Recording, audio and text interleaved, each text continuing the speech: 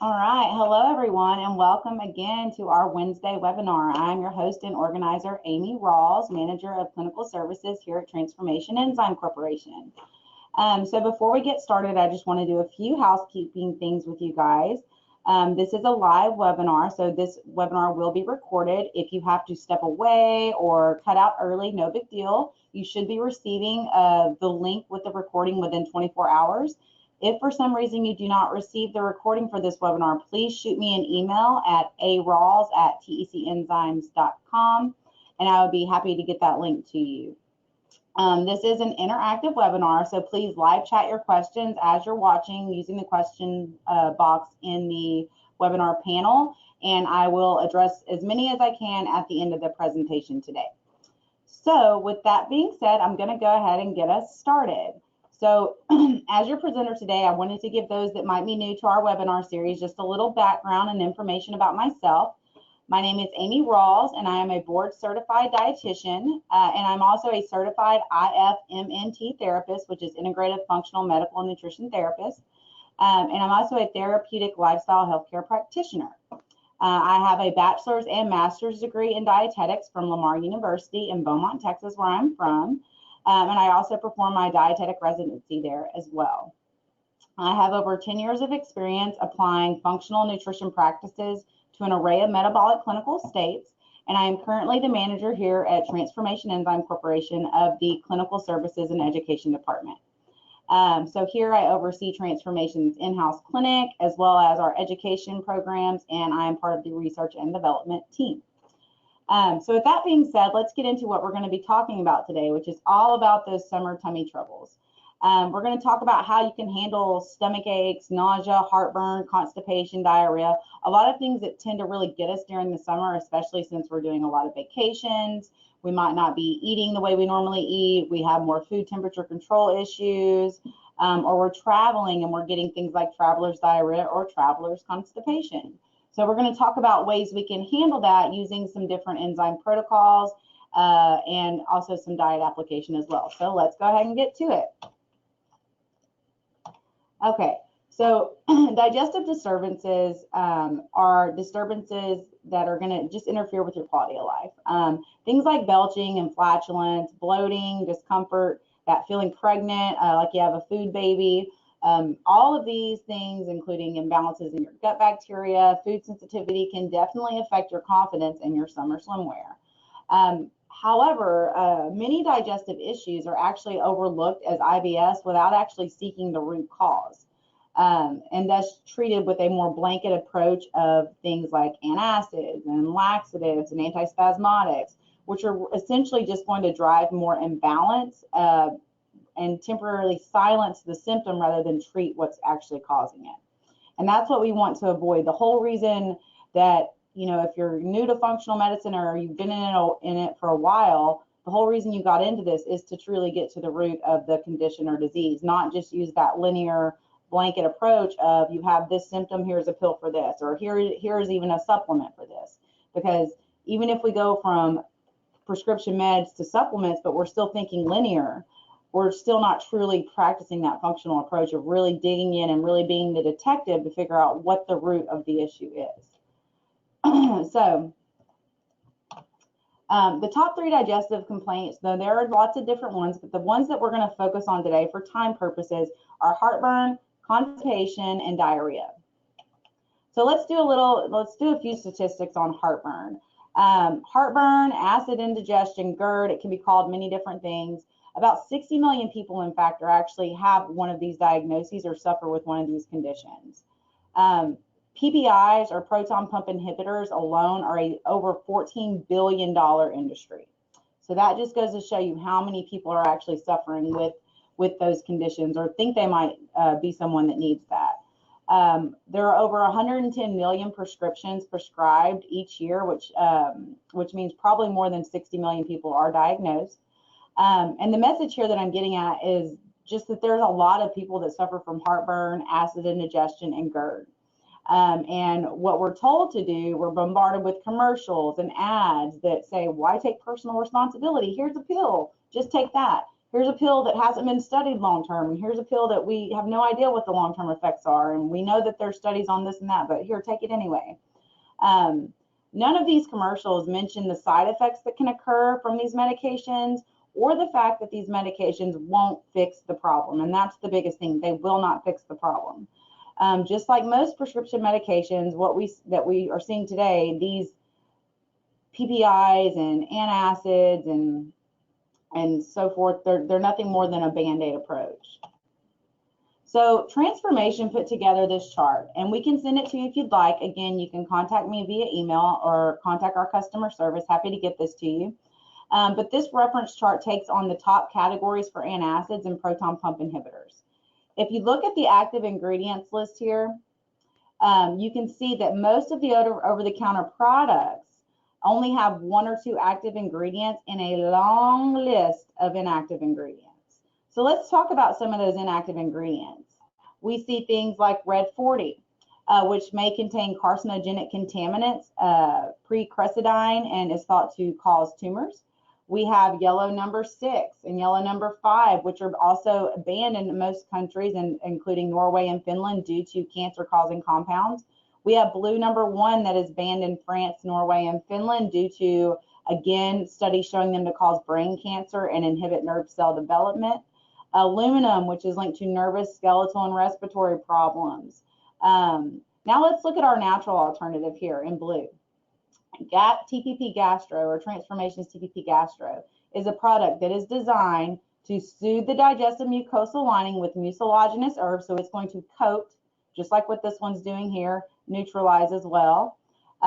It's going to soothe the mucosal lining with herbal and antioxidant support and encourage more complete digestion, which what we're going to get into is the actual cause of the heartburn to begin with. The active ingredients are enzymes, like everything we do, antioxidants, and herbal blends. Inactive ingredients. The one thing I love about Transformation is you won't see any. There are literally no excipients in our products. It is just the capsule that is made from cellulose from tree bark and water. And then as far as side effects go, let's talk about the side effects here. None reported with a TPP Gastro product, natural alternative. But let's look at some side effects of over-the-counter antacids. We may include increased blood calcium, hypersensitivity, vomiting, mental impairment, malaise, confusion, severe allergic reactions, things like rashes, hives, itching. We have difficulty breathing, fever, hearing loss, nausea, ringing of the ears, severe constipation, headache, diarrhea, muscle or joint pain, blurred vision, hair loss, dizziness. This isn't even a complete list. And I don't know about you guys, but I think I'd just rather have the heartburn than have all of these side effects. Not to mention the long-term effects that acid blockers can cause. So if we look at the long-term effect of acid blockers, we see that they create an inability to digest your proteins effectively. So basically, anything in your body that involves protein will be affected. So that's your muscles, your red blood cells, your white blood cells, your hormones, your enzymes, your DNA, all of it, because everything that we are is composed of protein. They also increase the risk of bacterial infections, which can create severe diarrhea and dehydration, which is another thing you're already at risk for during the summer months anyway. So when the pH of the stomach becomes more basic, microbes that would normally be destroyed in the acidic environment are able to pass unscathed into the small and large intestines. A 2016 study showed that the use of PPIs was associated with a 1.7 times higher risk of Clostridium difficile and a 3.7 times increased risk of Campylobacter infection. A 2017 meta-analysis published in the Journal of Gastroenterology reviewed 19 articles and found that PPI use was associated with a 1.7 times greater prevalence of SIBO, which makes perfect sense because when we aren't breaking our food down and we don't have an acidic environment where it should be, unwanted things like pathogens and bacteria that should be dying in that acidic environment are going to get through and be up in the small intestine where they're not supposed to be, creating that SIBO. There is also an increased risk of vitamin and mineral deficiencies. And honestly, all those side effects that I listed previously, or a lot of them are going to be created because of these things right here, because of the nutrient depletion that PPIs cause, because of the inadequate protein. That's what's creating a lot of those side effects. So there is an increased risk of vitamin and mineral deficiencies. These can lead to issues like osteoporosis, migraines, anemia, impaired immunity, and constipation. So a case control study published in the March 2017 issue of Gastroenterology found that PPI users were significantly more likely to have iron deficiency. The use of PPIs was associated with a 2.49 times increased chance of developing iron deficiency.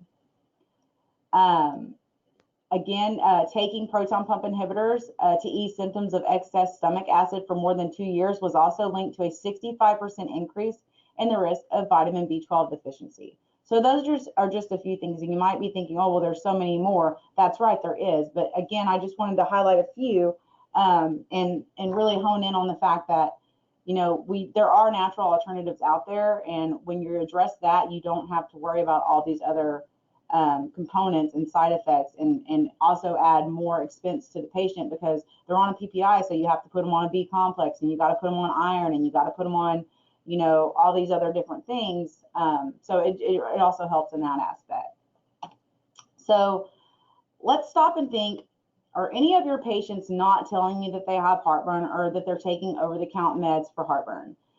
I know for me, before I became the clinical manager here at Transformation about 3 years ago, I worked for a bariatric surgeon, and I specialized in surgical and non-surgical weight loss. And if you're not familiar with bariatrics, it is protocol after a bariatric procedure that you automatically go on a PPI. And most of those patients stayed on those indefinitely. And it wasn't because, honestly, the doctor, you know, didn't know enough to see any harm in it. And then I would run nutrient panels on them, and they would be completely depleted in all the things that the studies show that PPIs deplete. But you know, they were so used to having it, they never thought to mention it because they thought it was normal. Many people think it's normal to burp after eating, or to have gas and flatulence, or they just get used to that burn, and sometimes they won't even notice it, or they don't think that their they think that their Tums is like a multivitamin, so they don't think to tell you anything about it. So you really have to kind of dig in and see if that's an issue going on. That's why I love using the simple enzyme assessment questionnaire, because it asks that question and makes them remember, oh, well, maybe this isn't normal. So as practitioners, again, you have to understand how important it really is to dig in. And often we have patients that are coming in for one thing, but you actually will end up finding out that they need help with another. And in order to fix the thing they're coming in about, you have to address the other first. Many, you know, like I said, many people, again, have just been trained to think that GERD reflux is normal. You know, we just did a big interview with this inflammation summit that we're working with, and the interviewer is just a person. She's not a practitioner, and she kept asking us about HCl and why we don't use it, or why we feel a need to use it, because she was told, and it's becoming the norm, that once you hit age 40, you automatically should start taking HCl because you stop making it. So, I mean, there's just a lot of misconceptions out there, and people just assume those things. They assume because they have heartburn that they need some type of antacid, versus really thinking of what's creating the heartburn. So let's talk about what's really causing the problem. So the first place we always want to start when dealing with any type of digestive issue, or really any health issue, is diet. We always start by making changes there to get that person going in the right direction. So typically it needs to be a diet consisting of fresh, whole foods that are not processed or genetically modified. I can't tell you the amount of people that I see in clinic that tell me they're eating clean, and their version of eating clean is still very processed, or it's very, it's non-organic based. It's a lot of GMOs, and just the quality's not there. So for me, if you're really eating clean, you're not only focusing on the types of food, but it's the quality foods that you're eating too. And again, you know, we forget, because we're in it every day, we forget how many people just don't know what that looks like or what that means. And they think that because they're eating gluten-free that they're eating clean, or because, you know, they buy all organic, well, they're eating clean. Well, you can buy all organic and still be eating a bunch of junk. So, you know, it's really getting to the root of that too. But you want the diet to be fresh whole foods that are not processed or genetically modified. Common foods that are going to trigger reflux, again, you know, this is probably a review for most of you, but it's going to be things that are high in fat most of the time, your refined foods, tomatoes and citrus fruits because of the acidity, chocolate, garlic, onions, and caffeine. So many times the reflux itself is a result of an inability to digest the food appropriately from the beginning. So as long as you're providing digestive support, then you should still be able to consume healthy fats, some of these other foods that we mentioned that typically will cause reflux with less problems. Most GERD patients have too little stomach acid, not too much. The reason that they're feeling the burn is because if the food is just sitting there because of a lack of digestive enzymes, the signal or message to the stomach and parietal cells is to secrete more acid. So if you have a lack of enzymes, that means slow digestion, which leads to a buildup of pressure, more acid being secreted, and the lower esophageal sphincter becomes weakened or compromised over a period of time, and ultimately reflux will occur. So if gastric acid is low, look into nutrient deficiencies. You know, that would be the first thing you'd want to look at if you're suspecting low gastric acid or, you know, low HCl. Things like iodine and choline, for example, are involved in the production and secretion of gastric acid.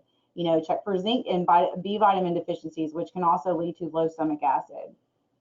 So you want to look at nutrient deficiencies as well, but from just a simple approach to address it, get them on a digestive and help with the breakdown of those foods, so it's not just sitting there telling the body to secrete more and more acid. So again, to get to the root of the problem, you have to start with diet and digestion of nutrients to figure out why the body is not regulating the acid balance properly. And you also want to work to rid the body and prevent further cause for inflammation. I don't have it in today's presentation, and I usually have it in every one, but remember the ripple effect of disease. Digestion is at the core, and when we aren't digesting, that leads to toxicity. And when we have enough toxicity within our cells, that will lead to inflammation wherever those cells are. And that inflammation will ultimately lead to imbalance. So even taking it as basic as that, the food you eat, whether it's good food or not, if you're not breaking it down, it can still be very toxic to you. So let's talk about our first solution for heartburn, indigestion, acid reflux. We have what we believe is a much better choice to get to the root of the problem of these conditions. It is our TBP Gastro. It's an enzyme and herbal blend designed to address the immediate discomfort and then back it up with our digest and probiotic products to make sure that things are being digested and eliminated appropriately. Because, you know, again, a common thing that'll happen in these people that have reflux, they're also dealing with constipation. So if you think about how the digestive system works, if you're constipated and not going to the bathroom, that means things are backed up. And if enough stuff gets backed up, it's going to start to come up this way. So regular bowel movements are really important in helping alleviate heartburn, indigestion as well. But that's a whole, we'll get to that. So here are some things about the Gastro. It is a complete enzyme formula with a polysaccharidic blend for improved breakdown of various types of carbohydrates. It has proteases in it. Where are my proteases? Right here. It has a protease blend in it to assist with the breakdown of protein and also for inflammation support. It has lipase, not enough to count for fat digestion, but it does have lipase in there to help. It also has, where is the lipase? I'm looking for it on here. Where are you, lipase? There you are, right there. So again, like our digestive formula has over 7,400 units of activity of lipase, whereas this one only has 125. So I wouldn't say that this is enough to support someone on, per se, like a keto diet from a digestive standpoint, but it is there to assist with the fat breakdown to some extent. Let's see, it has a very extensive herbal blend of mucilaginous herbs like gotu kola, flax, aloe vera, and marshmallow root. And these are the ones that are more soothing and provide the coating to actually soothe the burn. Ingredients like ginger and papaya are in here as well for additional support for digestion and bloat. And then we have an antioxidant blend to support the healing process. So it is a comprehensive formula that will address inflammation, in the esophagus from the acid reflux, as well as address the digestion that is leading to the pressure buildup to begin with. And again, just take note of the cellulose water and the calcium citrate. So just so you all know, just like with our proteolytic formulas, the calcium citrate is not in here as an added ingredient. It is in there to serve as a buffer for the protease. Many times when people are very inflamed, which most of your reflux people will be, it is hard for them to tolerate a proteolytic to this extent without some type of buffering system. So that's why that's in there. It's all about synergy with what we do. So again, it's not a whole lot. It's a very minimal amount. Again, so little that we don't even have to list it as an ingredient. It's so small that it falls into the other ingredient qualification. So if you have additional questions on that, though, happy to answer for you. So the next thing, so remember we talked about the gastro is what you would use to as part of the healing process while they're on a protocol for it. Giving gastro alone will work similarly to how like the PPIs do, because it's helping with the symptom. The gastro is not going to get to the root of the cause, because remember, the root cause is not digesting properly to begin with. So to truly I don't know if I can say treat, but to truly support the right way, and I can say I have successfully supported many people and got them off of their PPI prescriptions using just this protocol. And the first part of that is making sure we get them on a digestive enzyme to get to the root and the cause of why they're having the reflux to begin with.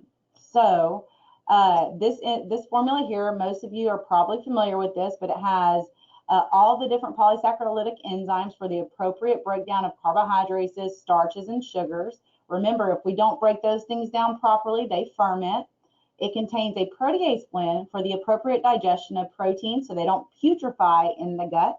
And then it has the highest amount of lipase out of all of our TEC's digestive products, making it a great choice for those with impaired fat digestion. Remember, fats will turn rancid in the gut if left undigested properly. And that rancidity and that putrefaction and that fermentation all lead to toxicity, which will then seep out to inflammation and lead to imbalance and disease. So definitely want to address that. Again, I want to make sure you take note to the no other ingredients with the exception of the calcium citrate, again, for the purpose of serving as a buffer for the proteolytic blend. So this formula is really a great choice for someone with indigestion or heartburn, because it helps break down a lot of those foods that are going to trigger and cause the heartburn to begin with. The next product to support overall digestion, because to truly get to the root, that's what we need to do, is our probiotic. So this is our general probiotic. We have other formulas, but this is our general one and our most cost effective. It contains 6 strains of bacterium, and the 6 strains of this formula were selected because they are the most common. They are most common to the GI tract and work synergistically together. It was mirrored to match the proper ratios of bacteria found in what a healthy GI tract should look like. So you might notice that there is lactoferrin in this product. The lactoferrin is from milk. There is no casein or milk product here though, but if you have someone that is extremely sensitive and allergic, you may need to select one of our other probiotics. So I did just want to point that out. Most of the time, and this is another thing, people will come in and say, oh, I can't have milk. I can't tolerate it. I'm allergic. And then I ask, well, did you have an allergy test? Are you really allergic, or is it a sensitivity? Because you can't have an allergy to lactose. It's impossible, because in order for it to be an allergy, it has to be a protein. And lactose is a sugar. So many times people are dealing with actual lactose intolerance and is taking it as a dairy allergy. So really figuring that out is very important. Most of the people that I put on this product that have dairy issues actually end up tolerating dairy much better once they're on it. But in the event that someone truly does have a milk allergy, I would definitely probably recommend you use one of our other formulas, such as our 42.5 or our Planodophilus, that don't contain that strain. Lactoferrin is in this probiotic because it is part of the immune support process. It's huge for immune support. You know, we've considered taking it out and had people beg us not to. So there really is, again, a reason for it there, and there are lots of benefits to it. Just in the event of someone with an allergy, then you might just want to go another way. In addition to that, it does have the 6 strains that provide general benefits for additional support of healthy digestion, improved elimination, and natural anti-inflammatory agents within the GI tract to support the overall immune system. And then again, no other ingredients. So there's that one. So that's kind of the basic thing you do. You know, you want to be on a digestive to make sure we're preventing the problem to begin with. The gastro formula to support the healing process. And the gastro, typically they'll be on that if they're actually following the full protocol that we have for like reflux and GERD. They'll typically only need it for about a month to 3 months, and then they can take it as needed. I believe we do have some case studies on that as well. And I can just tell you from personal experience, the amount of people I did that with, that's kind of how we rolled it. And then they just took them as needed afterwards. But they stayed on the digestive and the probiotic piece to prevent it from coming back, because that was the root cause. So let's talk about our case study that we have. We had a 45-year-old female who wanted to lose weight, have better energy, and overall healthier lifestyle. Her diet consisted of processed food, cooking, not a lot of cooking. She was eating fast food 4 times a week, maybe more, eating a lot of healthy choice, lean cuisines, that type of thing. She did not exercise and blamed it on her busy lifestyle and full-time job. And the prescription medications she was on were thyroid medication and a proton pump inhibitor. One question we always ask is how many bowel movements they're having in a day. Remember, I talked about constipation being a big driver of this reflux and heartburn.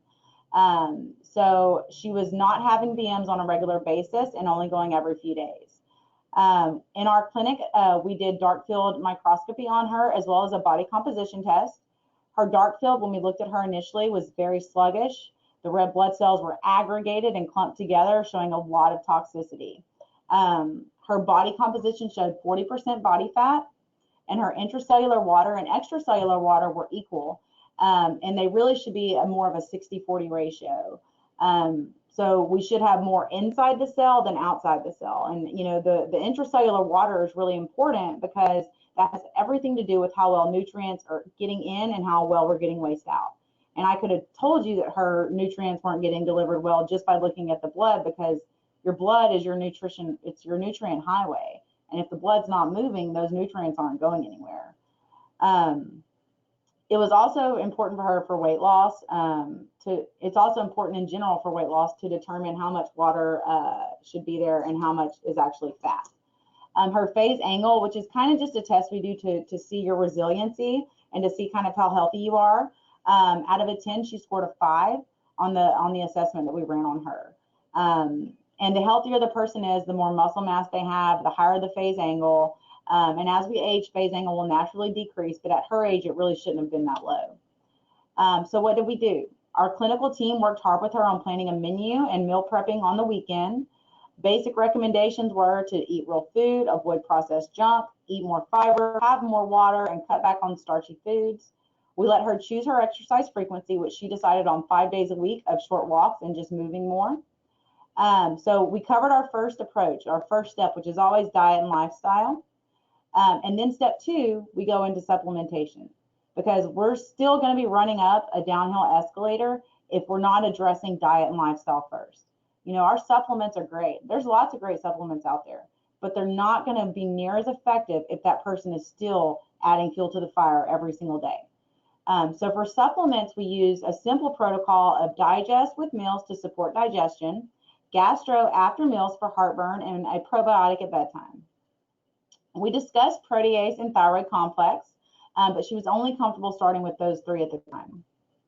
So after 1 month, she came back and was feeling a little better. She had lost 10 pounds, which is pretty good in a month, especially considering the fact that she wasn't significantly obese. She had lost 10 pounds, but wanted to lose more and needed to lose more. Her diet and exercise had improved, but was not exactly where we needed it to be.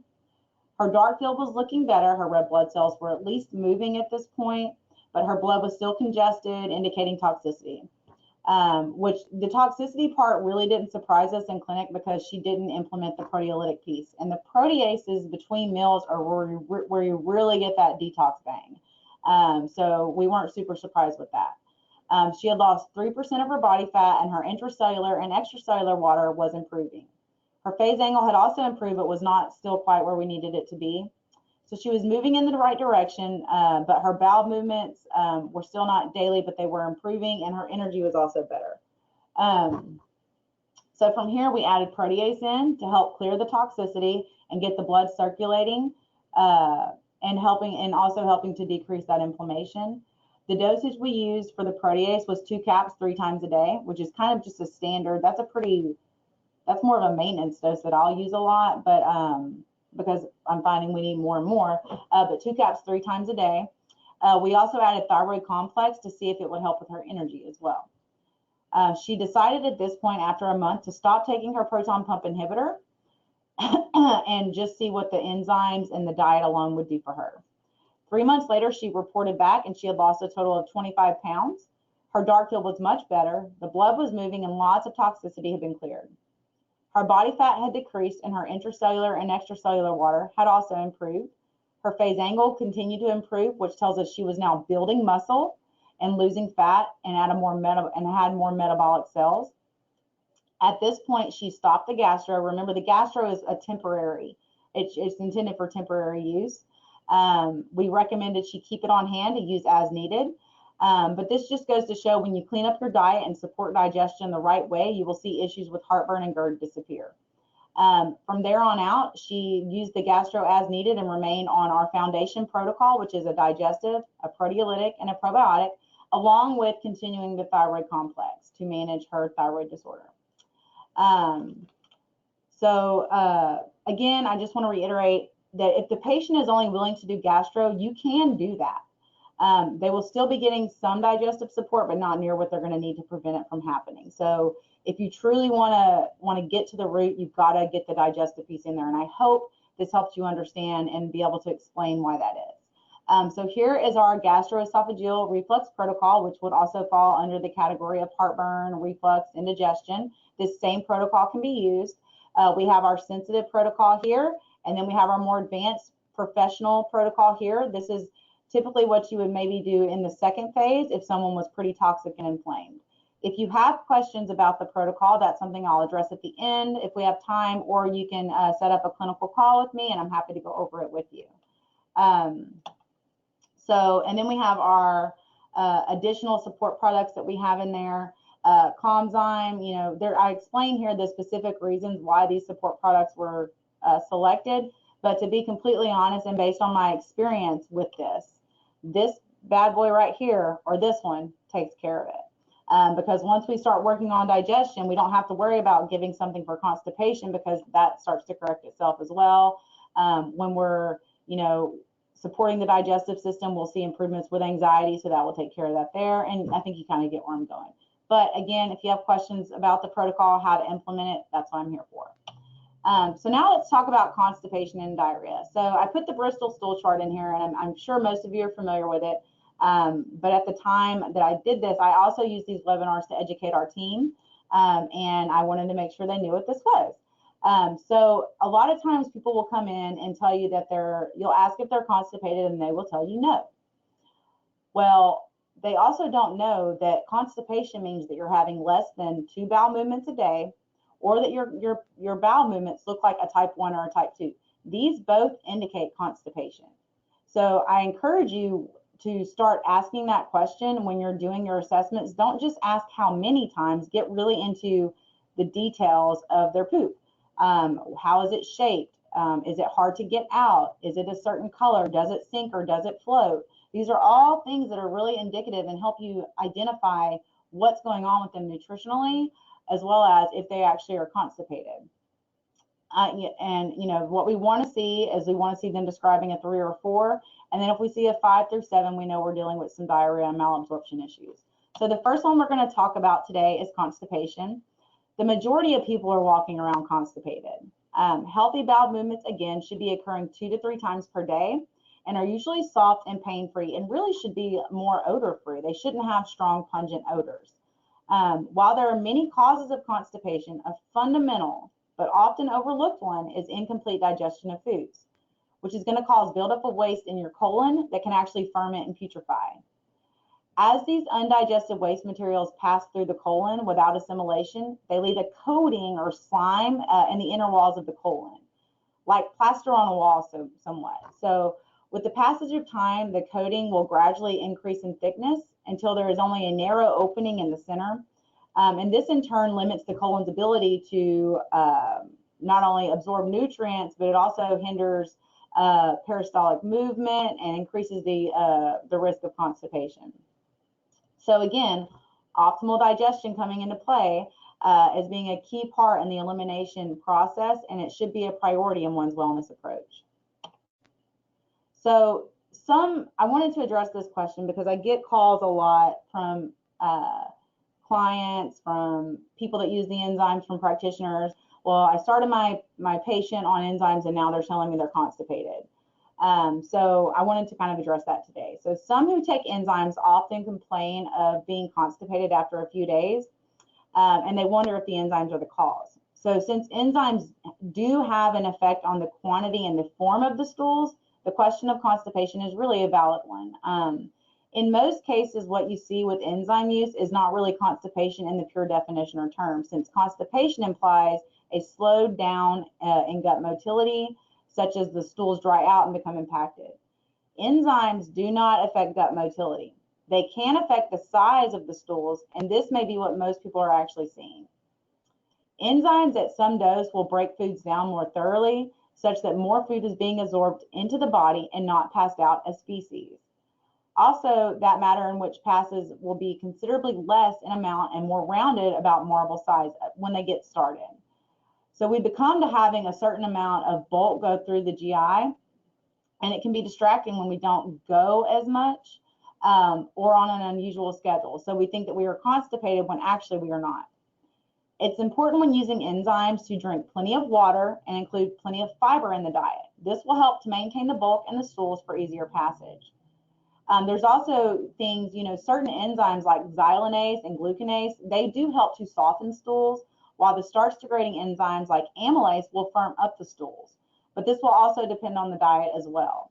High amylase and other carbohydrates enzymes taken with high carb starch meals will likely result in firmer stools unless the enzyme dosing has been optimized. Proteins usually do not contribute much to the bulk of stools, so high protease enzyme formulas don't contribute to much firming stools. Actually, what protease is actually, if there's one thing I do get with proteases, because of their association with the detox process, they cause more of a frequent bowel movement and more bowel urgency than anything when people are just getting started because we're starting to clean things up.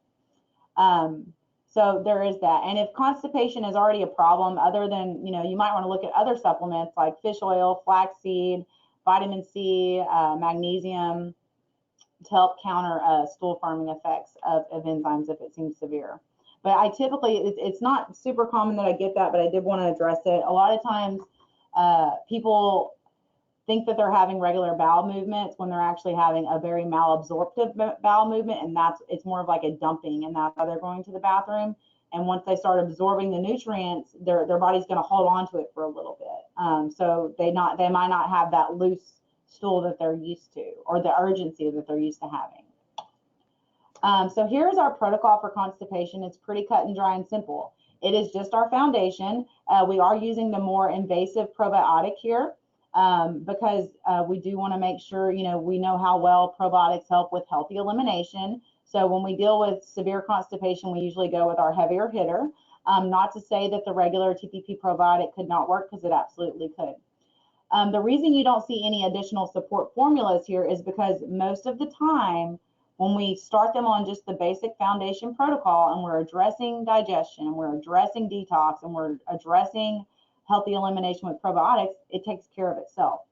But in the event that someone is still constipated after being on the foundation for a few months, you might want to look into some additional support products. So we do have things like Releasezyme, which is a non-habit forming product that helps with the peristaltic movement of the colon, if that is the case. Constipation might be the result of hormone imbalance, so that's where Masterzyme can come in, or it could be more thyroid influence, so we have thyroid support. So again, it just depends on what's going on with that individual, and that will be your job to kind of dig and figure out what's the next piece you have to find. But these are some additional support formulas, and I have explanations of why you might want to use them that you can use for constipation. So the product that I am going to spotlight for constipation is our releasezyme. It's an enzyme blend of amylase, lipase, cellulase, and protease, along with some herbs that are known for stimulating peristalsis and absorbing moisture and providing bulk in the colon. So it has things like the cascara, which is a stimulant laxative, the psyllium husk. Now, it says stimulant laxative, but let me just tell you, I take this product because I do struggle with constipation sometimes. It's just a body type thing for me. But it does not leave you with that like urgency of like you're going to wake up with diarrhea. It's not a laxative like that. And it doesn't give you loose stool. It's still a well-formed stool. It's just helping with that movement and that peristalsis. And then it also has things that are going to help bring fluid into the bowel, as well as more digestive support, like with your ginger and your fennel, and the psyllium husk adding the bulk as well. So it's a really, really great product for those with chronic constipation. And it's one that you would want to use in addition to our foundation. And then hopefully once you get them lined out, they'll find that they'll start going regular on their own and can stop this product and just stay on the digestive protocol. So now let's talk about diarrhea, cha-cha-cha. I couldn't help but put that in there because I used to sing it as a kid. But anyway, so diarrhea, when the cells in your small intestine or colon are irritated or inflamed, you're definitely, the relaxed and regular movement of your intestines can really become overreactive. Essential salts and fluids, as well as nutrients from the foods that you eat, end up being passed through the colon too quickly. With less fluid being absorbed by the body, the result is a loose, watery stool, which is more commonly known as diarrhea. So diarrhea, like constipation, can have multiple and related causes. Depending on what the cause is, would obviously impact what therapeutic approach you went with. But digestive enzymes are going to be critical in diarrhea management as well, as they help the body break down fats, carbohydrates, and protein, which are going to promote healthy digestion and absorption and relieve symptoms of irritable bowel syndrome and other factors contributing to diarrhea. So the product that I'm going to spotlight for diarrhea is our Gastrozyme. This formula does have some digestive enzymes, but they are not intended as a digestive aid. So again, this is a support product to take in addition to what the root problem most likely is, which is poor digestion. It has lots of soothing herbs like marshmallow root, which is mucilaginous, and it's going to help repair the gut lining by forming a protective layer. The marshmallow works wonders on those who have leaky gut, ulcerative colitis, Crohn's. It has papaya, which provides some digestive support with the pain and that proteolytic piece, which is going to help with inflammation. It has Roliola, which is an adaptogenic neurotropic herb that's been used to aid in the treatment of things like depression and anxiety and fatigue, but it's also been found to be helpful with the reduction of inflammation. And, you know, it's good that it does help with that anxiety because, as you know, stress is a driver of diarrhea. And then it has Gotu Kola, which is found to support tissue healing along with helping with anxiety and stress. So now I want to talk about our case study. This is actually a pretty new case study that we just did here at the clinic. Dr. Milton Bastidas, our lead researcher, conducted it. He had a patient, 39-year-old female, with the diagnosis of collagenous colitis, which is a type of inflammatory bowel disease that affects the colon. But her chief complaint was chronic diarrhea of 15 years, moderate to severe, and then 10 years of chronic constipation occurred previously. So she went 10 years with chronic constipation, then went to 15 years with diarrhea. Recently diagnosed with collagenous colitis. She's being treated with prednisone, 9 milligrams a day, which is just a type of medication they use. It's a common medication used for like Crohn's, diverticulitis. Again, just a Band-Aid, not a treatment, not a solution. She also was taking whey protein, branched chain amino acids, a multivitamin, and citrulline, which was a vasodilator to help with her running. She had been divorced 15 years ago. So ironically, isn't that something, a big stressful situation, and boom, she went to diarrhea, because stress will cause that. She also had a stressful lifestyle. She was a marathoner. So we know the stress that alone was putting on her body. So she works out 7 days a week, was not finding anything to resolve her condition. Dr. Bastidas had her do a stool test, a urine test, blood test, and allergy test. So we used the ELISA ACT test to check for food sensitivities and other environmental sensitivities. He did a complete blood panel and also did a Genova stool test on her. Previously, she had had colonoscopies done. She had followed gluten-free diet, had taken meds. None of this stuff was working. All of this was with no success.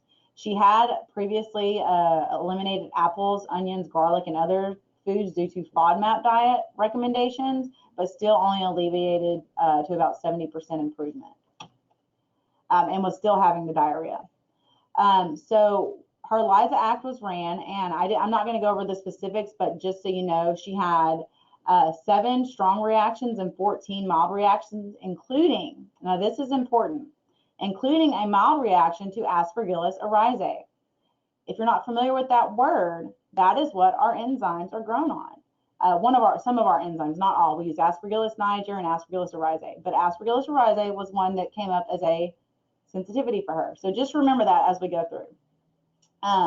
Her serum labs indicated elevated liver enzymes and a low vitamin D. So a protocol that she started on initially, we gave her 10,000 IU of vitamin D for the immune system and her low blood levels. We gave her 2 TPP liver support for her elevated liver enzymes. She was given our baseline probiotic, which is what we typically will start our very sensitive and inflamed people on, like herself. So she started with 2 Plantodophilus morning and bedtime to help replenish some good intestinal flora. And she was given 2 Gastrozyme after meals to help soothe and heal the intestinal lining. She was also prescribed our Thrivin 63 all-natural, organic, non-GMO diet, and she was instructed to follow that as well. And so the diet, it's more paleo approach. It's no legumes, no grains, no dairy, no caffeine, no alcohol. So that's the type of diet she was on. Her results, she followed up a month later. And she reported that she started to have normal bowel movements just 1 week after starting that protocol. She now reports solid normal BMs 2 to 4 times a day and states that she has gained 4 pounds. Her energy is better, her depression has improved, and her sleep has also improved, and she's no longer having severe sugar cravings. She also plans to remain on the protocol and will reevaluate labs in 6 months. So she's still on that protocol today. But the thing, remember this here about the Aspergillus. People get really confused about, even let's see, taking it back to the lactoferrin. It's extracted from that. It's not the actual fungus itself. It's just a protein from it. And it's such a minimal amount that it's not going to typically cause any type of reaction, specifically with enzymes, because they are actually taken in and carried around on a protein carrier called alpha-2 macroglobulin that the body recognizes, therefore not creating an autoimmune response to it. So it recognizes it. But what I wanted to point out was she showed up mildly reactive and she handled the products fine, because it's extracted from it, and without going on into this big deep rabbit hole on enzyme formulation and how they're done, we aren't extracting that piece of it. She was instructed if she had a reaction to stop, but we felt very confident she wasn't going to because we weren't using the actual fungus itself. And the test is checking for a sensitivity to the fungus. Okay, so here's our protocol for diarrhea. It's very similar to our GERD protocol, except we are using a more invasive probiotic. And you might be thinking, well, all your protocols look alike. Well, that's because we don't have a product for this and a product for this. We have a program that we use for all conditions, because we truly believe, and we will never steer away from it, that all disease begins in the gut. And if we address digestion, and if we address toxicity, and if we address, healthy elimination in the microbiome, we can reverse and prevent a lot of disease from occurring. And so that's why a lot of our protocols do look similar, with the exception of whatever support product we're using. So as you'll see here, we have our digest or Digestive if you're working with someone more sensitive. We have our proteolytic piece here, and then we have a probiotic depending on where that patient's ready to start. And then we have the sensitive form of the gastro, or we have our TPP gastro. And that's again to help soothe, heal, and repair. Additional products that might be good for someone with diarrhea, you can see those here. You know, if they're having diarrhea a lot, like this woman, we didn't run a spectrosol on her, but I bet if we did, she would come back low in a lot of areas. So putting her on our whole food super multivitamin, which is our supercell, also a mineral complex probably would have been beneficial. If we, you know, Carbo G would have been something we could have switched to if we suspected that. Now, I don't recall gluten coming back on her ELISA, but say it did, we might have wanted to try Carbo G with her instead of Digest. So if you're not really, you know, keen on, okay, well, if I have this, what digestive should I use? That's a great opportunity for you to get with me, and we can kind of discuss when's the appropriate time to use what, and when you should be making what, when's the right time to make recommendations on what digestive you should use, what proteolytic, what support, and so forth. So there's that. But we have these protocols available. If you're interested in having them, give me a call. We also have our protocol pocket resource, which I thought I had a copy of behind. I don't. But anyway, we have a protocol pocket resource that's still on sale right now. It's half off, normally $20. It's just $10, and you can. It has over 100 different condition and enzyme-based protocols in it on how to use our products. So it's a great tool to have. So just to wrap up, why Transformation Enzymes? Again, we specialize in digestive health and enzyme probiotic supplements. We use clinically based solutions, and we have been since 1990. Just a reminder, we are the pioneers in the enzyme world. We use safe and effective products, ingredients that are chosen for high quality and purity, and we do not use any fillers, binders, or other ingredients. So again, I hope this helped you to offer your patients an alternative to prescriptions. We have lots of stuff to offer, enzyme protocols that we can show you get results.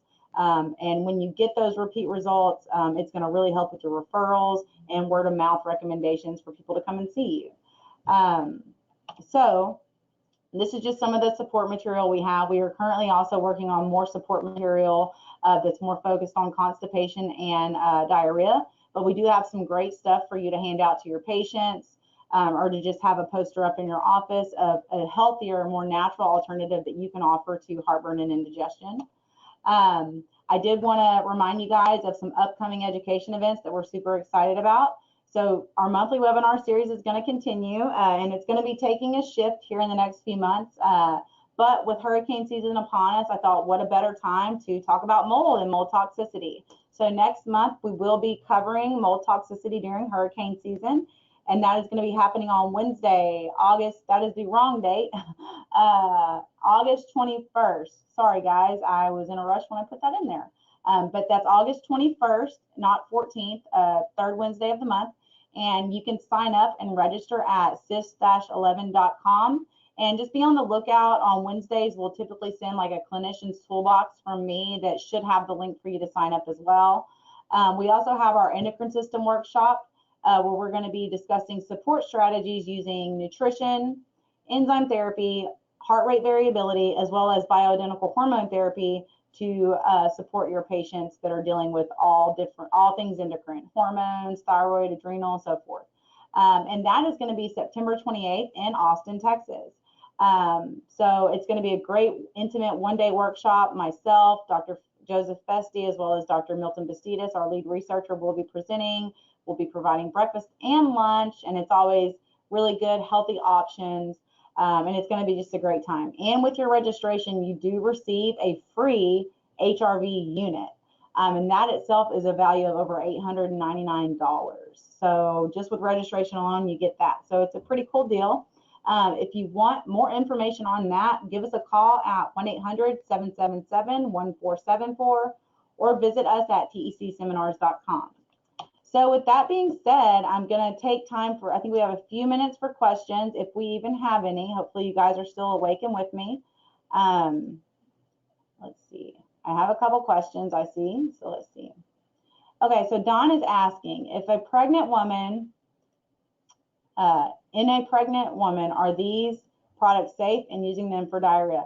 Absolutely, 100%. if you want to, so the digestives are not only safe, but they're encouraged, because as she's pregnant, she's under more stress, meaning her sympathetic nervous system's on, her digestive enzyme production is down. So enzymes are critical during pregnancy. And they typically need double the dose. So like when I was pregnant with my son, I was taking 2 to 3 digests before every meal when I used to just take 1. So that definitely, they're absolutely safe. Any of our digestive formulas would be fine. Now, when it comes to the gastro or gastrozyme, that just depends on how comfortable you are with herbs. I took all kinds of herbs when I was pregnant. And that's just the way I feel about them. I feel like, you know, with the exception of a few, I did avoid, but for the most part, I took them and I was fine. Now, the amount of herbs that are used in most of our products are minimal compared to heavier hitter herbal products. So I think, again, there you'd be safe. But if you're really worried about herbs, because the enzymes are completely safe, pregnant, infant, elder, it doesn't matter, anybody can take them. But the herbs, you might want to go with our gastrozyme, because it does not have any of the offensive herbs on the avoid while pregnant list. So that would probably be your safer choice if you're concerned about herb contraindications while pregnant. So go with the gastrozyme versus the gastro. And as far as a protocol for that, you would definitely want them on a heavy hitter digestive before meals and taking 3 gastrozyme after meals, and then as needed throughout the day. So I hope that helps answer your question. Let me see if I have any more.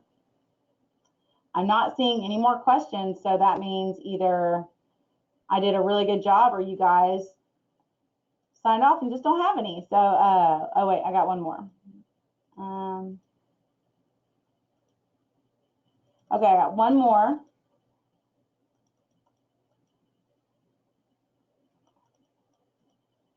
From Marie. Okay, I have constant burning after.